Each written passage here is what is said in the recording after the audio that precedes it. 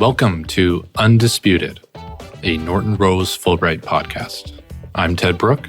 And I'm Erin Brown. We're excited to be hosting this special mini-series to unpack the findings of our firm's Annual Litigation Trends Report. For 19 years, our firm's research has tracked changes and trends defining the litigation landscape, from dispute types and exposure to litigation preparedness and in-house legal staffing, by surveying legal professionals at organizations of all sizes across key commercial sectors in Canada and the U.S. In Undisputed, we'll explore the emerging trends and insights concerning the litigation challenges industry leaders are facing in 2024. Hope you enjoy. Hello, and welcome to Undisputed, a special mini-series from the Disputed team. My name is Ted Brook, and I'm joined by my co-host, Erin Brown. Erin, how are you doing? I'm good. Do you know what this episode represents, Ted? I don't know. Is it the first anniversary of us recording together? It is the absolute first episode that we've ever recorded together as co-hosts. I'm hoping that our guest doesn't feel that he's our guinea pig today. I'm flattered, actually. So with no further ado, we should introduce our guest for this first episode of Undisputed and our first time co-hosting together. We have François-David Paré, who is a partner at Norton Rose Fulbright and who is also the local chair of Litigation and Disputes for Montreal. Welcome, François-David. Well, thank you. Or welcome FDP, as he is affectionately known across our firm. Our first, real substantive question for you to kick this off is, are we on the standard that we can call you FDP now? You sure can. Absolutely. I want to know, FDP, how do I get to the level where people just know me by my initials? Like, how many cases did you have to win before people just started calling you by your initials? You know what? You only need a hyphenated French-Canadian first name with a group of Anglophones, and then people go just follow the path of least resistance and take the easy way out. Very excited to have you here, FDP. What we're doing with this special mini-series is taking a look at the Norton Rose Fulbright 2024 Annual Litigation Trends Survey, aka the survey or the LTS, as I've heard it called, another acronym. Just for anyone who's new to the survey, we've been publishing this for almost 2 decades at Norton Rose Fulbright. It's sort of a bit like a Bible for our firm on current perspectives from corporate counsel and the trends in the North American litigation market. Erin and I sort of want to learn more about it from the experts, from people like you, FDP, and we're going to be talking to a few different litigators over the next couple of weeks about the specifics. So, Erin, I don't know, do you want to kick things off with a question? So, François-David, before we dive into the actual content of the survey, why don't you give our guests just a little flavor of what you and your practice and your role at Norton Rose Fulbright looks like? Oh, so I'm a litigator. Obviously, I'm the local chair of the Montreal Litigation Group. I've been practicing myself longer than the survey has been standing. And I have a major, I'd say, in class actions and a minor in securities. But I do a whole bunch of various types of litigations, but those will be my main areas of practice. And what about the litigation group in Montreal more broadly? I'm sure your colleagues, I know some of them quite well that I practice with. I know there's a great competition litigation specialty there, employment and labor, kind of across the spectrum expertise. Absolutely. We probably have the largest litigation group in the city, and we cover almost any types of litigation, I was going to say, except for criminal, but we do penal, statutory penal cases. I was also going to say except for family law, but we did a landmark case in that area as well. So, I mean, we basically cover the ground on all types of litigation. We have an amazing white collar practice, insolvency practice, securities. We have an amazing team in Montreal. We name it, you do it. Exactly. Okay, so diving into the Litigation Trends Survey, which we're excited to pick your brain on today, what's your sense of why NRF prepares the survey every year? Well, that's a good question. I'm going to answer it by saying what value I see in it. I see value for both the firm and the legal markets on two fronts. I would say the first one is that the survey gives you an understanding of the type of litigations that respondents are involved in. So you can see the trends, you can see what's out there, what people are involved in. To give you an example, one of the interesting statistics from this year's survey is that 61% of the respondents are involved in regulatory proceedings. So, and we see an uptick. We see an increase from the previous year by almost 20%. So obviously you can see from that statistics that people are involved in regulatory proceedings, both in Canada and the US. On a smaller scale, but still interesting, I'm going to give you an example for ESG related litigation, where this year 1 in 10 respondents said they were involved in those type of litigations, compared to only 2% in 2022. And that's something that we actually anticipated and said in our survey last year that we anticipated an increase in ESG litigation. So this would be the first value I see in the report, what type of litigations people are involved in. The second would be what's top of mind, what's keeping GCs and in-house counsel awake at night, because we survey their preoccupations and where they see an increase in litigation or an increase in risk. Another example of that from this year, which is probably the biggest highlight I see in this, or the biggest piece of information I see from this survey, is that 40% of the respondents felt more exposed to cybersecurity and data protection litigation. And so again, this tells us that cyber is top of mind, and that at least for almost half of our respondents, they feel that they're going to be more exposed to it. So obviously that's a big concern.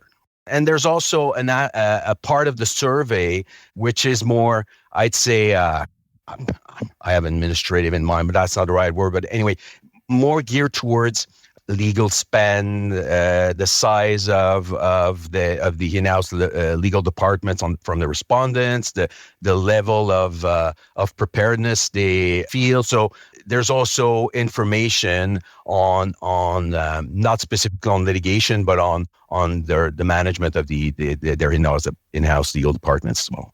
I like the way you put that, sort of like there's value for companies who are dealing with litigation, because you can just sort of see, like, are we the only ones facing this uptick, or is this a market-wide issue?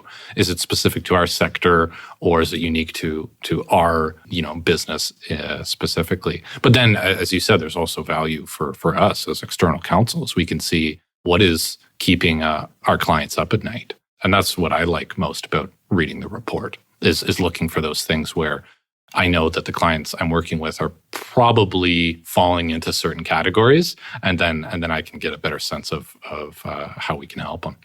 After that, we can slice and dice the data to look for industry-specific concerns or in all type of analysis and modulations that we get from the survey. And so it provides a wealth of information to both us and the market. And honestly, it gives you also a global view, a global snapshot, because we've surveyed this year more than 400 GCs and in-house counsel, both in Canada and the US, clients and non-clients, because we want to give I'm going to say, more fulsome or unbiased approach to it.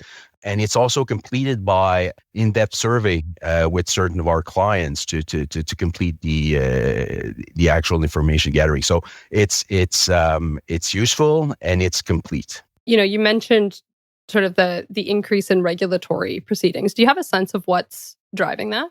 Yes. Well, in various areas, we've seen, I'd say probably that the three industries where we've seen the greatest anticipated optics are technology. We've seen also an uptick in consumer markets and also in energy. With respect to technology, like I said, cybersecurity, data privacy, they are top of mind. We've seen new legislation. There's people out there, the BLC 27 being discussed. We've seen even recently some experts, I'm thinking of Joshua Benjo, who came out in La Presse saying that, and he's probably one of the most prominent experts in AI, saying that, you know what, the government needs to legislate and fast. It creates a national risk because the technology is evolving so fast and the legislator is not keeping up. And so in terms of regulatory risk, technology is out there. Consumer market also, we've seen a lot of changes recently and changes coming up. Quebec adopted last year in August changes to its Consumer Protection Act on the program obsolescence. I was reading recently that Ontario is planning for big changes to its CPA. New Brunswick is coming up actually with the first iteration of a CPA, their first Consumer Protection Act. And so consumer market is also definitely an area where we are going to see some increased efforts from the regulators, but also increased risk for companies out there evolving in those markets.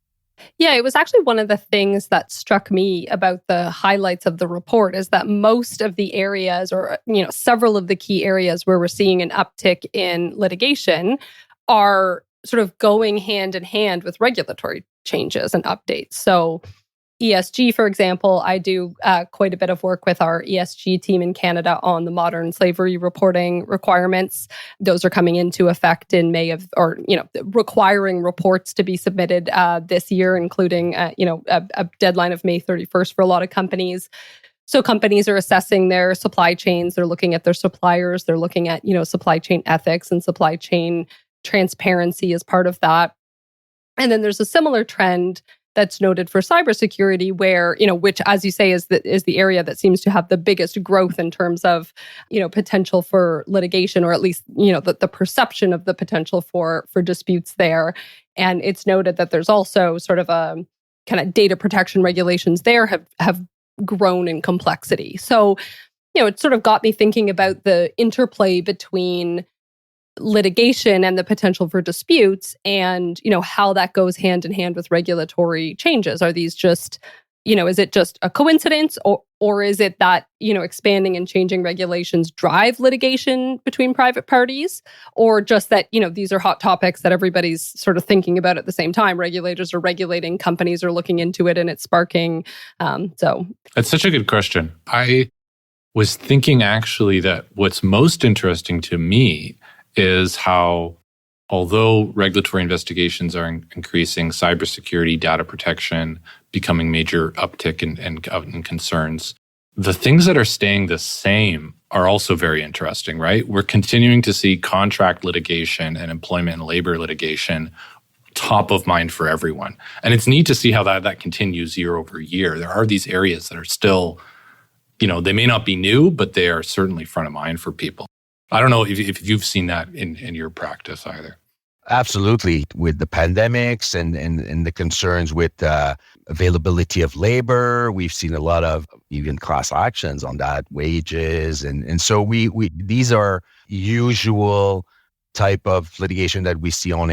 And then there's to your point, Erin, there's the increased risk that goes along with increased regulations. And we see that both in regulatory proceedings from the government or from regulators or organizations out there, but we also see it on the private sector. We see it in class actions, obviously, with a more stringent regulatory scheme. Sometimes it takes a little time for companies out there to adapt to it, and then boom, they're hit with a class action because they've reached a newly adopted regulation. And so those are definitely linked together. The increase in regulation with the increase in litigation. Switching gears a little bit, this is a North American survey, right? We've got U.S. respondents, we've got Canadian respondents. In your view, FDP, is there anything unique or interesting about Canada compared to the U.S.? Like, we do have different litigation markets, but there's also a lot of cross-border similarities. So I'm curious if there was anything that jumped out to you in the report. Well, our politicians are a bit different, but we don't see that from the survey. From the report, what I can see, one thing that struck me was with respect actually to regulatory investigations and proceedings, because in Canada, more than half of the respondents expected a rise in regulatory investigations, where in the US, it was less than 40%. And this is actually a question that I asked Stéphane Elgerad during our webinars, because I hope I'll have a few minutes at the end to talk about the webinars that we did. But I asked him why, and it was a very interesting answer. And I invite everyone to go and listen to it. But in a nutshell, Canada is probably a less, I'm going to say mature. That's not the word he used. He used a better word, but I mean, advanced. Advanced, yeah, less, I don't want to say sophisticated, develop is probably a better word, but also less funded. And that's something that we see, that our organizations have been probably less funded. And so there was less investigations, less prosecutions, but we see a change. And good examples were discussed during the webinar. Eric Lefebvre discussed about antitrust, where we saw last year changes in the antitrust rules, where they now have sanctions that go up to, a significant monetary amount, but also that could lead to imprisonment. That's something that came in last year.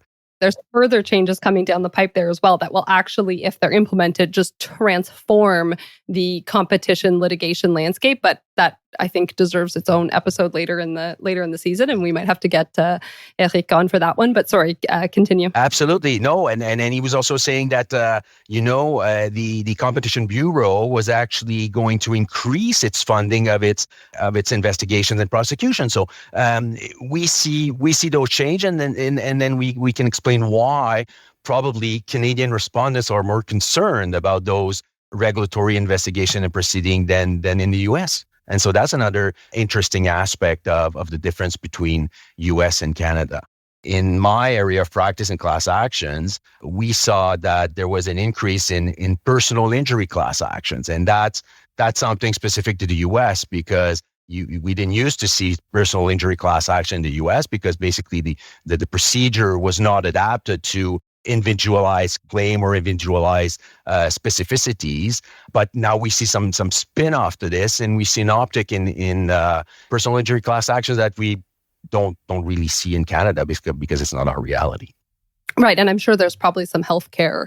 There's a whole kind of array of, I met one of our awesome healthcare practitioners at a seminar in the summer that Norton Rose Fulbright hosted. And sort of it struck me that that's just a whole area that really doesn't exist in the same way in Canada, because our healthcare is obviously, very structured very differently. Was that in our New York or Texas offices? I think he's from our Texas office. I'll have to. Yeah. They've got a good team down there. Yeah. The other thing, FDP, we've moved along. I'm calling you FDP now. There you go. I'm there. I think you had a quote actually in the survey discussing this sort of regulatory difference in Canada, where it's actually sort of more anticipated by Canadian counsel than US counsel. And you had mentioned, I think, the sort of lens that the deferred prosecution agreements bring to this, and how there may be sort of these additional tools for prosecutors can actually lead to, while you might look at it and think, oh, deferred prosecutions means there's, just at the very base, maybe less exposure for companies, but it actually could drive more litigation or disputes, because, it's an additional tool that prosecutors can pursue. Correct. And it's quite new. I mean, we actually negotiated the first deferred prosecution agreement in Canada a couple of years back. And so, and when you compare to the US, they have been doing this for years and years. And so obviously that's another possibility for corporations out there. Obviously, we don't wish that to anyone to have to enter that type of negotiation, but it's available, and sometimes it saves companies and jobs. It's a new tool that the prosecution has, and we should use it when opportune. I feel like we've scratched the surface, barely scratched the surface of the report. There's a lot of information here. As you said, FDP, it's like sliced and diced different ways, whether it's by sector or by issue. Honestly, do you have any ideas or tips for what a GC or any in-house counsel could do with all this information? Like it's kind of like drinking from a fire hose. There's just so much here. What What should someone do if they're taking a look at this? Look at the highlights, see what concerns other GCs out there. We have a good snapshot of the market, and then look at how this translates or how this affects your company. And we've talked about cybersecurity and data protection, which is probably what's most top of mind to clients. Well, maybe it's a good opportunity to look at what you've implemented internally in terms of how prepared are you. If ever a situation happens, how will you be able to react? Do you have breach counsel that will be able to be on the floor the very moment this thing happens? Because from experience, what we see in the litigations is that courts and in the judgment is that courts are actually looking at the reasonableness of the behavior of the companies, and they look at how prepared they were and how responsive they were. And so we talk about litigation. Litigation is the result of something that occurred prior. And if you can avoid litigation altogether, it's always better. One of the takeaways from the report, I think, is what's top of mind, what's coming up, what's out there, and have you addressed this with your lawyers in house, with your board, and how prepared are you for these anticipated rises in litigation? I think that's a really good point. And one of the things that I was asking you before we started recording was, in terms of preparedness for addressing litigation over the next year, one of the things that was a bit surprising to me in the report is that rising fees of outside counsel was actually the number one concern that was raised by in-house counsel in not feeling prepared for potential litigation or disputes coming down the pipe. And I was sort of asking you how clients, if you have any suggestions for clients on how to manage this. And I think, what you conveyed in that discussion was that the easiest way is to be prepared. Well, I'll let you actually give your answer. But, I think that the idea was to sort of be prepared at the outset, and have your affairs in order to try to avoid, potential litigation coming down the pipe. And then, of course, having a great roster of people to call when you need them. No, absolutely. And obviously, you need to address big pieces of litigation as projects. You need lawyers that are excellent litigators and excellent lawyers, but you also need strong project managers. That's the best way to control the fees, but being prepared is always avoiding litigation altogether is always better. But if you can't, obviously we're talking litigation, we're talking unexpected, and fees are always a challenge to anticipate. Then I see a no surprise approach with clients. I mean, clients should demand visibility. What we have planned ahead, what are the next phases, how will this application or this discovery cost, and then they can decide. I find that I have very, very little difficulty with fees when clients are involved and when they have no surprises. And so I think it's all part of firms that invest in strong project management, being able to have the technology to keep the clients informed and having a transparent way of communicating that information so they can, track budget to actuals or track whatever alternative fee arrangement that you've put together. But then, the basic is having the right people with the right expertise do the right level of work, and then trying to anticipate as much as you can and have no surprises in a very unexpected environment, or uncontrolled environment, I should say. Yeah, no, I agree completely. Our LPM team, I use them all the time. They're fantastic. Head with the acronyms again here, eh? Legal project management. Legal project management. I guess I'm as bad as some government organizations in a way, but they are very good. I couldn't do my type of practice, which, like you, FTP has a lot of class action work without legal project managers, right? It's ingrained in what we do now, and maybe we should, Erin, have some of that team on the show. You both just sort of touched on this idea of sort of surprises and trying to avoid surprises. Did, FDP, question for you, but Ted, feel free to chime in with your thoughts too. Were either of you surprised by anything that you saw in this report? One thing did surprise me, and maybe it was just my ignorance, but there's a difference in the types of concerns that the respondents had, and there was a difference in the most important attributes for working with outside counsel that the respondents had, depending on what level of market the business was in. So depending on the revenue range of the client. Clients, who are in the highest revenue range are actually looking for different things in outside counsel than clients in mid-market or the more owner-operated respondents. And I guess maybe that should have made sense to me, but it was surprising to see the data, how that actually impacts their expectations of counsel and their concerns about what's in front of them. That's interesting. I'm a bit biased because I've seen the reports, coming out every year, and so I can follow the trends and whatnot. But something that at first glance came out at me was industry specific. We saw an increase in concern from the financial sector in ESG related dispute. And I'm not at all like you are, Erin, an ESG lawyer, and I know very little about it, but I was wondering, why would this industry specifically be more concerned?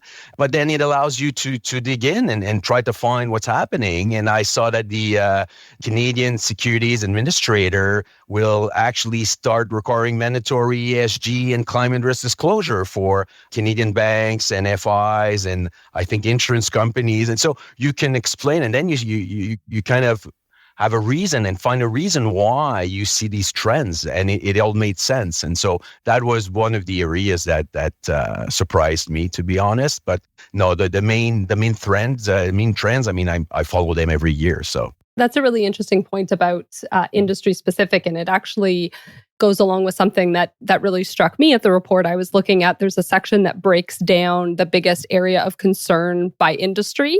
When you look at the concerns by industry, obviously the report had highlighted cybersecurity as being, a huge area of growth. And every single industry ranked that as either their number one or number two concern, except technology, which I thought was kind of interesting. But I think it, and I'm just speculating, but it, sort of goes along with what François-David was just saying, that different things happen at different time in different industries. And I was sort of speculating that it could be that cybersecurity issues and data protection issues and AI has just been on the radar of the technology industry for so much longer that they're just sort of ahead of the curve on that.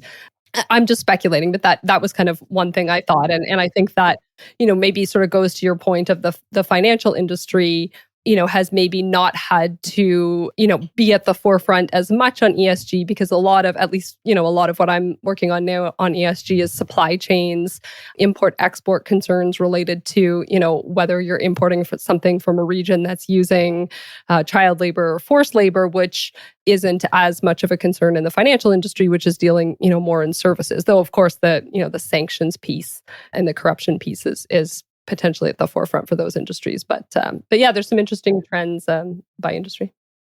For other industries on ESG, it was greenwashing that was top of mind. And so with different industries, different concern, different preoccupations.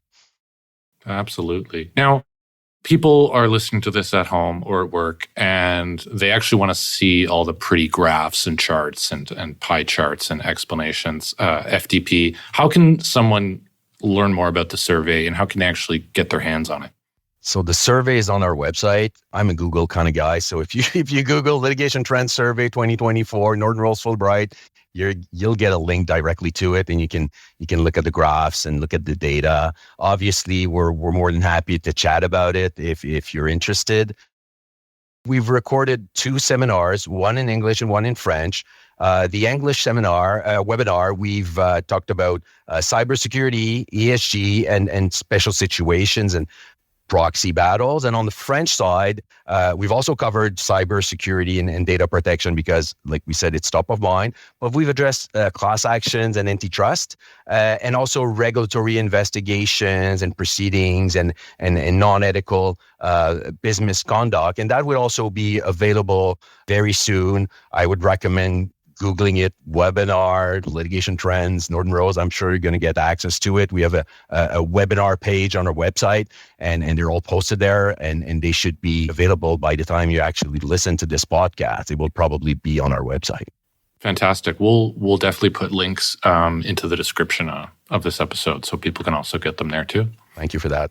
And you get CLE credits. If you watch the webinars, you're going to get CLE credits. So all Amazing. The better. All lawyers are trying to gather those before the end of the year. So it's not great. Top of mind from the survey, but I'm sure it is for everyone listening. Well, speaking of thank yous, thank you so much for joining us and talking about all of these trends and bringing your experience and your insight, and for being Ted and my guinea pig for our first co-host together. I think it was a success. Yeah. Thanks so much, FDP. Well, thank you for having me. It was a pleasure, guys. Well, that was fun. Yeah, I think we did a pretty good job for our first episode as co-hosts. I think we probably had it easy because FDP is a pretty good guest. Yeah, what an amazing litigator and just a fantastic brain that man has. Yeah, no, it's true. So, well, who do you think we should talk to for our next episode of Undisputed? I think we have a lot of people to talk to this season because there's so much that this report gives us to unpack. But I think cybersecurity and regulatory investigations are hot contenders. Yeah, I'm torn between cybersecurity and regulatory investigations. What do you think? I think our guests are going to have to wait and see. Sounds good. Thank you for listening to Undisputed, a Disputed spinoff. To learn more and download our 2024 Litigation Trends Survey, visit litigationtrends.com or visit the link in our show notes. And you can subscribe to Disputed on Apple Podcasts, Spotify, or wherever you get your podcasts currently so that you won't miss any of our episodes.